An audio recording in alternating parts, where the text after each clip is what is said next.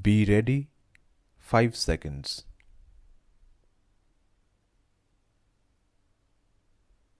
In Writ Petition Civil 295 of 2011, the petitioner challenges an order dated 6th September 2010 passed by the Central Information Commission, dismissing his appeal against an order dated 28th April 2010 of the Appellate Authority of the High Court of Delhi under the Right to Information Act 2005, declining to furnish the complete information sought by him in RTI application number 184 of 2008.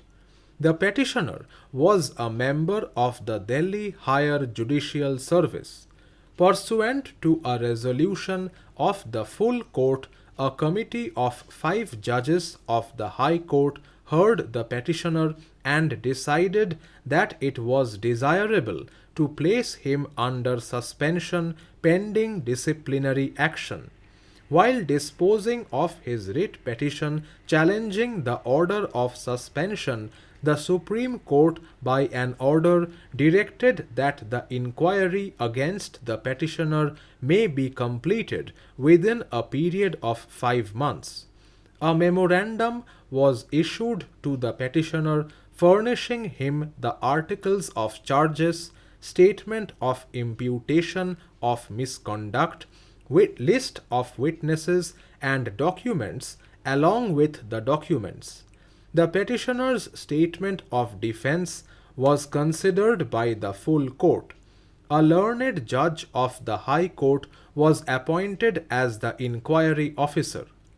The reliance placed by the respondent on the conclusion of the CIC in the impugned order that the disclosure of the information would impede the process of investigation in the peculiar facts and circumstances begs the question for more than one reason.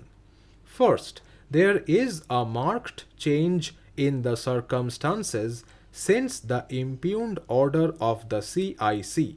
The second enquiry has, by a decision of the Chief Justice, been kept in abeyance, which was not the position when the appeals were heard by the CIC.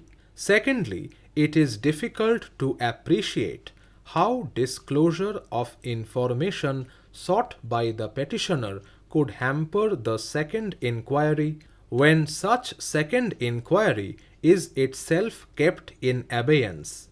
The mere pendency of an investigation or inquiry is by itself not a sufficient justification for withholding information. It must be shown that the disclosure of the information sought would impede or even on a lesser threshold interfere with the investigation. It was submitted by Mr. Bansal that this court could direct that if within a certain time frame the second inquiry is not revived, then the information sought should be disclosed.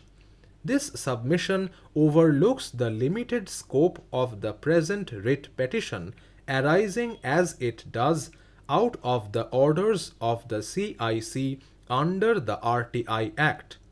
It is not within the scope of the powers of this court in the context of the present petition to fix any time limit within which the respondent should take a decision to recommence the second inquiry, which was kept in abeyance by the order of the Chief Justice.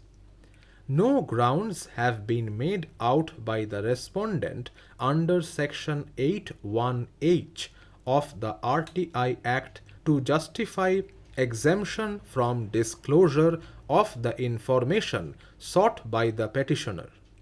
The writ petitions are accordingly allowed, and the impugned order dated 6th September 2010 of the CIC is hereby set aside.